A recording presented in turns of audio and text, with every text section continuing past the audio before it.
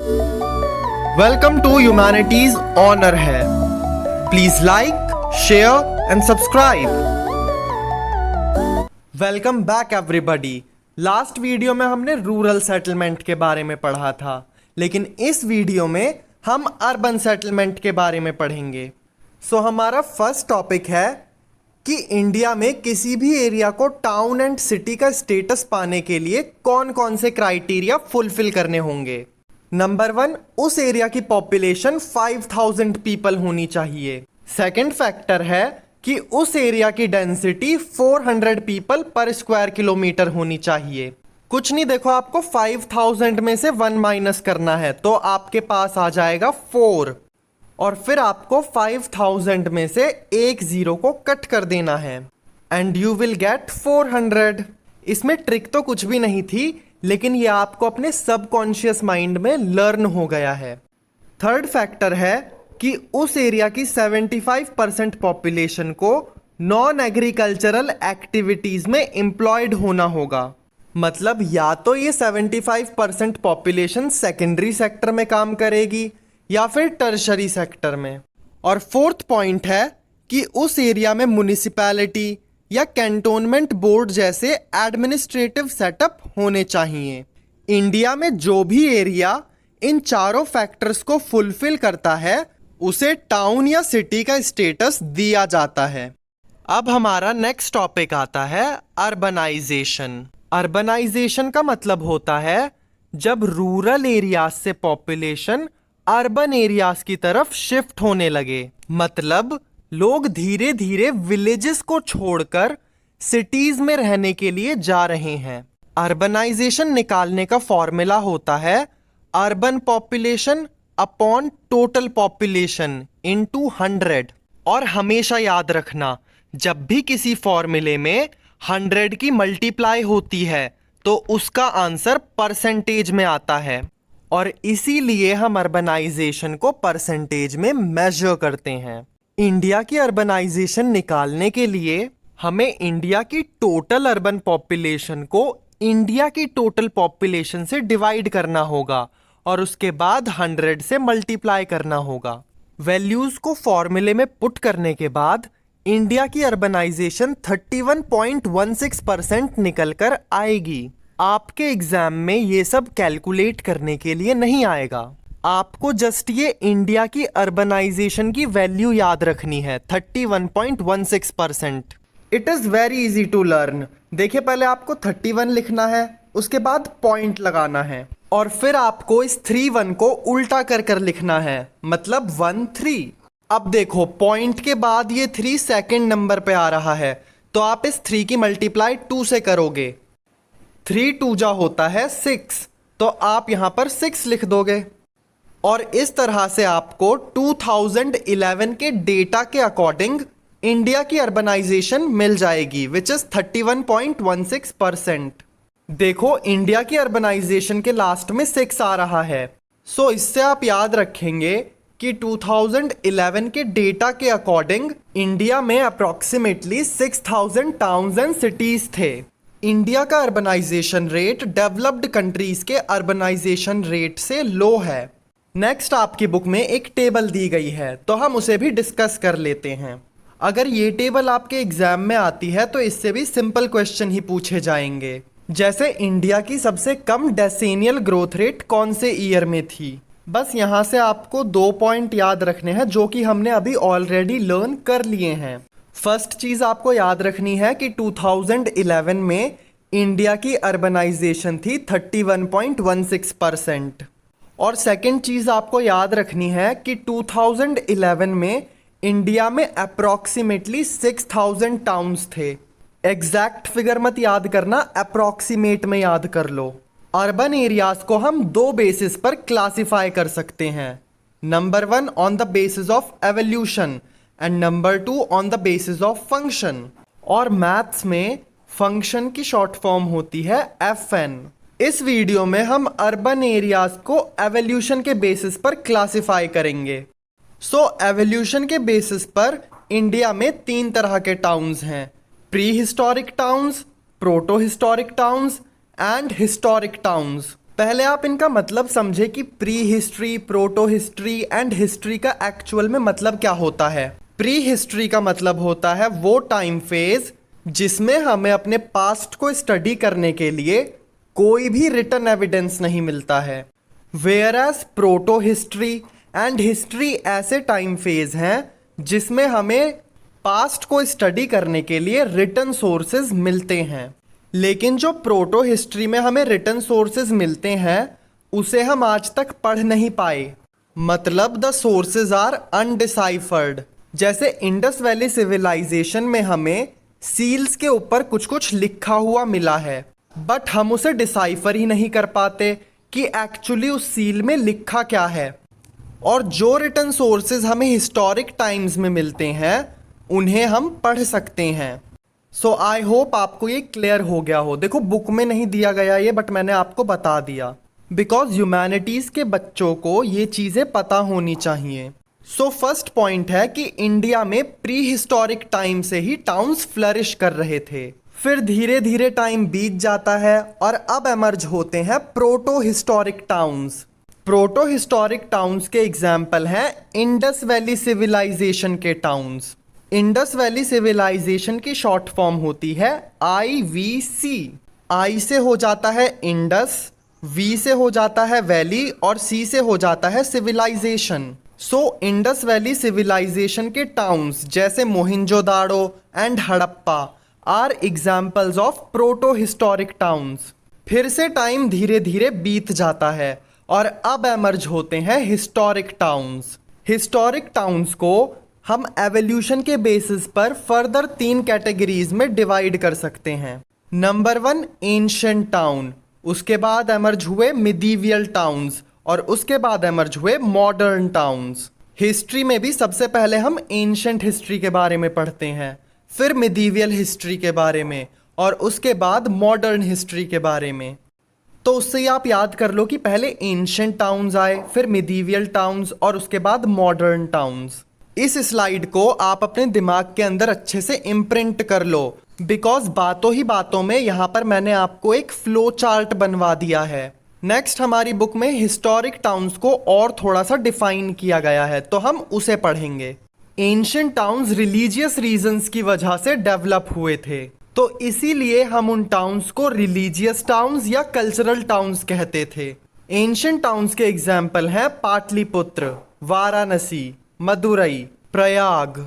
और इन टाउन्स को हम एक ट्रिक से याद रखेंगे, और ट्रिक है कि एक पतला सा पुत्र वाराणसी में जाकर अपनी माँ के लिए प्रे करता है। सो पतले पुत्र से हो गया पाटलिपुत्र, वो वाराणसी में गया। वाराणसी हम सब जानते हैं कितनी रिलीजियस प्लेस है। फिर माँ से हो गया मदुरई, वो अपनी माँ के लिए प्रे करता है, तो प्रे से हो गया प्रयाग। आई होप कि आपको ये चारों नाम लर्न हो गए हों। देखो P for Pataliputra and P for Patna. So इससे आपको लर्न हो जाएगा कि पाटलिपुत्र का नेम चेंज कर कर पटना रख दिया गया, और ऐसे ही प्रयाग का नाम चेंज कर कर इलाहाबाद कर दिया गया था, और फिर इलाहाबाद का नाम चेंज कर कर प्रयागराज रख दिया गया। सो हमने ट्रिक में लर्न किया था कि वो पतला सा पुत्र किसी से प्रे कर रहा है। सो आप याद कर सकते हो कि वो अल्लाह से प्रे कर रहा था। एंशिएंट टाउन के एग्जाम्पल्स को याद करने की एक और ट्रिक है। हम सब जानते हैं कि एंशिएंट टाइम में वर्ण सिस्टम चलता था, मतलब कास्ट सिस्टम। सो ट्रिक है कि एक पतला सा पुत्र और उसकी माँ प्रे करते हैं कि वर्ण सिस्टम का नाश हो जाए, मतलब कास्ट सिस्टम खत्म हो जाए। सो पतले से पुत्र से हो गया पाटलिपुत्र, माँ से हो गया मदुरई, प्रे से हो गया प्रयाग, वर्ण का नाश हो जाए से हो गया वाराणसी। आपको 2 ट्रिक्स दे दी गई हैं, जिससे भी आपको लर्न हो जाए उससे लर्न कर लेना। किंगडम्स के हेडक्वार्टर की वजह से मिडीवियल टाउन्स एमर्ज हुए थे। हेडक्वार्टर ऑफ किंगडम का मतलब होता है किंगडम की कैपिटल सिटी, जहां पर राजा का राजमहल होता है। और मिडीवियल टाउन्स के एग्जाम्पल को लर्न करने के लिए ट्रिक है जेल धन। ऐसे याद कर लो कि पहले राजा मुजरिमों को जेल में डालता था, और जेल से बाहर निकलने के लिए ये मुजरिम राजा को धन देते थे, मतलब बाहर निकलने के लिए इन्हें मनी देनी पड़ती थी। तो जय से हो गया जयपुर, एल से हो गया लखनऊ, डी से हो गया दिल्ली, एच से हो जाएगा हैदराबाद, ए से हो जाएगा आगरा और एन से हो जाएगा नागपुर। और एक मज़े की बात बताता हूँ, यहाँ डी ए एल से हो गया दाल। ये तीनों मतलब दिल्ली, आगरा एंड लखनऊ मुगल्स की कैपिटल हुआ करती थी। बट ये सब ट्रिक्स हम हिस्ट्री में पढ़ते हैं, सो आपको ये दाल वाली ट्रिक याद नहीं करनी। आपको जो ट्रिक याद करनी है वो है जेल धन। आई होप आपको इस ट्रिक से ये सारे नाम लर्न हो गए हों। जिन टाउन्स को ब्रिटिश एंड यूरोपियंस ने डेवलप किया उन्हें कह दिया गया मॉडर्न टाउन्स। देखो, ये ब्रिटिशर्स सबसे पहले इंडिया की कोस्ट पर आए थे। इस एरिया को कहा जाता है कोस्टल एरिया। सो सबसे पहले इन यूरोपियंस एंड ब्रिटिश ने कोस्टल एरियाज पर पोर्ट टाउन्स बनाए ताकि ये इंडिया के साथ ट्रेड कर सकें। इन पोर्ट टाउन्स के एग्जाम्पल हैं गोवा, दमन, सूरत एंड पौंडीचेरी। और इन्हें लर्न करने की ट्रिक है कि गोवा अपनी सूरत पर पॉन्ड्स क्रीम लगाती है और ब्रिटिशर्स की मॉमी भी अपनी सूरत पर पॉन्ड्स क्रीम लगाती थी। और इस गोवा को देखकर ब्रिटिशर्स को अपनी मॉमी की याद आ गई, तो ब्रिटिशर्स गोवा का दामन पकड़ लेते हैं। देखो, सूरत का मतलब होता है चेहरा और ये जो मम्मी के दुपट्टे का कोना होता है इसे हम दामन कहते हैं। सो ट्रिक है कि ब्रिटिश ने गोवा का दामन पकड़ लिया क्योंकि गोवा अपनी सूरत पर पॉन्ड्स क्रीम लगाती है। सो इसीलिए ब्रिटिशर्स को गोवा में अपनी मॉमी नजर आती हैं। सो गोवा से तो गोवा ही हो जाएगा, दामन से हो जाएगा दमन, सूरत का सूरत ही रहने वाला है और पॉन्ड्स क्रीम से हो जाएगा पौंडीचेरी। आप देख सकते हो कि इस कार्टून में ब्रिटिशर्स एक छोटे बच्चे की तरह हैं। सो इससे आपको ये याद रहेगा कि जैसे एक छोटा बच्चा स्टार्टिंग में पावरफुल नहीं होता है, ठीक उसी तरह जब ब्रिटिश स्टार्टिंग में इंडिया में आए थे तब वो भी पावरफुल नहीं थे। अब समय का चक्र दोबारा घूमता है। ये जो ब्रिटिश पहले छोटे बच्चे थे अब ये बड़े हो गए और फिर इन्होंने KMC मतलब किरोरीमल कॉलेज में एडमिशन ले लिया। किरोरीमल कॉलेज दिल्ली यूनिवर्सिटी का एक बहुत ही प्रेस्टिजियस कॉलेज है। तो KMC से आपको याद रहेगा कि पोर्ट टाउन्स के बाद ब्रिटिशर्स ने ब्रिटिश स्टाइल में कोलकाता, मुंबई और चेन्नई जैसी सिटीज को डेवलप किया। KMC, K से हो गया कोलकाता, M से हो गया मुंबई, C से हो गया चेन्नई। ये तो आपको ऑलरेडी पता ही होगा कि कोलकाता का पुराना नाम था कलकत्ता, मुंबई का पुराना नाम था बॉम्बे और चेन्नई का पुराना नाम था मद्रास। फिर टाइम धीरे धीरे कर बीत जाता है और कॉलेज कंप्लीट करने के बाद ब्रिटिशर्स की पढ़ाई खत्म हो जाती है। अब पढ़ाई खत्म होने के बाद ये ब्रिटिशर्स अपनी मेन जॉब करेंगे। देखो, प्रिंसली स्टेट का मतलब है एक ऐसा एरिया जिस पर प्रिंस का कंट्रोल है। सो ब्रिटिशर्स की मेन जॉब थी कि ये धीरे धीरे कर हर एक प्रिंस को हराते जा रहे थे और प्रिंसली स्टेट्स के ऊपर अपना कंट्रोल इस्टेब्लिश कर रहे थे। ऐसे ही हराते हराते इन्होंने लगभग पूरे इंडिया को कंट्रोल कर लिया था। ब्रिटिशर्स ने बहुत सारा काम कर लिया। So now they will take a holiday. तो हॉलीडे से आपको याद रखना है कि नेक्स्ट इन ब्रिटिशर्स ने हिल टाउन्स को डेवलप किया।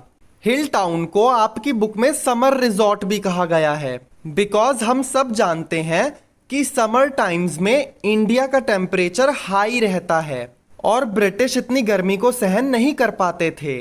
तो इसीलिए समर टाइम्स में ये ब्रिटिश हिल टाउन्स में शिफ्ट हो जाते थे। फिर इन ब्रिटिश ने मिलिट्री एरियाज को भी डेवलप किया। ब्रिटिश राज के अंडर जमशेदपुर एक इंडस्ट्रियल टाउन बनकर एमर्ज होता है।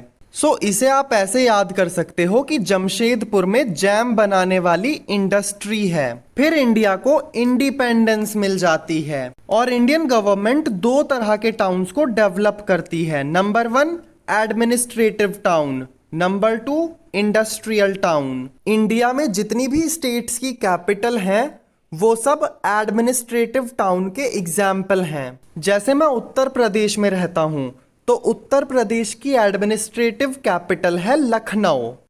लखनऊ को एडमिनिस्ट्रेटिव कैपिटल इसलिए कहा गया है बिकॉज उत्तर प्रदेश के चीफ मिनिस्टर, गवर्नर सबके ऑफिस लखनऊ में हैं। सो आप सब मुझे कमेंट बॉक्स में अपने स्टेट के एडमिनिस्ट्रेटिव टाउन का नाम बता सकते हैं। इंडिपेंडेंस के बाद जो इंडस्ट्रियल टाउन डेवलप हुए उनके एग्जाम्पल हैं बरौनी, दुर्गापुर, सिंदरी, भिलाई। और इन्हें याद करने की ट्रिक है कि दुर्गा माँ की एक बहुत बड़ी सी मूर्ति है जिसके ऊपर यदि आपने सिंदूर लगाया तो आपका भला होगा। सो बड़ी सी मूर्ति से हो गया बरौनी, दुर्गा से हो गया दुर्गापुर, सिंदूर से हो गया सिंदरी और भला से होगा भिलाई। आई होप आपको ये चारों नाम याद हो गए हों। देखो ये चारों भी इंडस्ट्रियल टाउन है और जमशेदपुर भी एक इंडस्ट्रियल टाउन था। बस मेन डिफरेंस ये है कि ये चारों टाउन्स इंडिपेंडेंस के बाद इंडस्ट्रियल टाउन्स बने हैं और जमशेदपुर इंडिपेंडेंस से पहले इंडस्ट्रियल टाउन बन गया था। चलो अब हम इंडिया की एडमिनिस्ट्रेटिव कैपिटल दिल्ली के बारे में पढ़ते हैं। दिल्ली एक मेट्रोपॉलिटन सिटी है। दिल्ली के पुल फैक्टर्स और एम्प्लॉयमेंट अपॉर्चुनिटी से अट्रैक्ट होकर सब दिल्ली की तरफ ही माइग्रेट करने लग गए और एक टाइम ऐसा आया जब दिल्ली के अंदर इतनी पॉपुलेशन हो गई जिसे दिल्ली हैंडल ही नहीं कर सकती थी। तब गवर्नमेंट ने इस प्रॉब्लम का सल्यूशन निकालने के लिए दिल्ली एनसीआर रीजन बनाया और ये एंश्योर किया गया कि दिल्ली एनसीआर में बिल्कुल दिल्ली जैसी फैसिलिटीज प्रोवाइड करी जाएं ताकि जो लोग दिल्ली की तरफ माइग्रेट कर रहे थे वो एनसीआर रीजन में सेटल हो जाएं। अब हम थोड़ा सा दिल्ली की ज्योग्राफी के बारे में पढ़ेंगे। दिल्ली के इस साइड है यमुना रिवर। इस साइड से दिल्ली को उत्तर प्रदेश ने सराउंड कर रखा है और इस साइड से हरियाणा ने दिल्ली को सराउंड कर रखा है। पहले दिल्ली के आसपास वाले डिस्ट्रिक्ट में कम डेवलपमेंट थी, पर जैसे ही वो डिस्ट्रिक्ट दिल्ली एनसीआर का पार्ट बनते हैं तो उनके अंदर बहुत ज्यादा डेवलपमेंट हो जाती है और उन्हें सब सैटेलाइट स्टेट कहने लग जाते हैं। सो बुक में कुछ सैटेलाइट स्टेट्स के एग्जाम्पल दिए गए हैं। उत्तर प्रदेश में है गाजियाबाद, हरियाणा के यहाँ पर है रोहतक और हरियाणा के यहाँ पर है गुरुग्राम।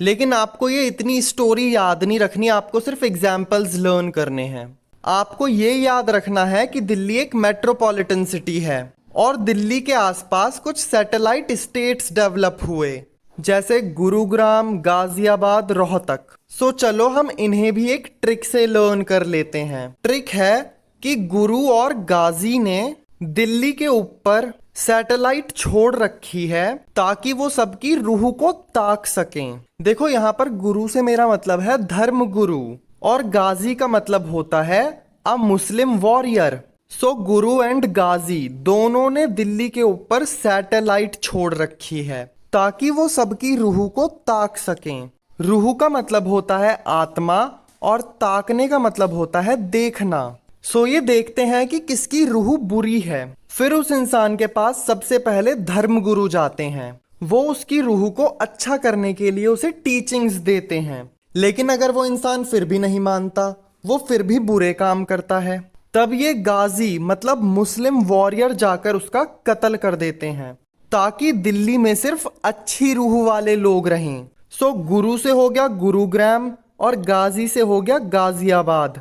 इन्होंने दिल्ली के ऊपर सैटेलाइट छोड़ रखी है ताकि ये सबकी रूह को ताक सकें, क्योंकि दिल्ली है दिल वालों की। आई होप आपको ये एग्जाम्पल्स लर्न हो गए हों। सो इस वीडियो में हमने अर्बन सेटलमेंट को एवोल्यूशन के बेसिस पर क्लासिफाई किया और नेक्स्ट एपिसोड में हम अर्बन एरियाज को फंक्शन के बेसिस पर क्लासिफाई करेंगे, क्योंकि उसमें भी हमें काफी सारे एग्जाम्पल्स लर्न करने हैं। सो आज के लिए बस इतना ही। अब हम मिलेंगे नेक्स्ट एपिसोड में। तब तक के लिए keep studying, keep working hard. Tata, bye bye.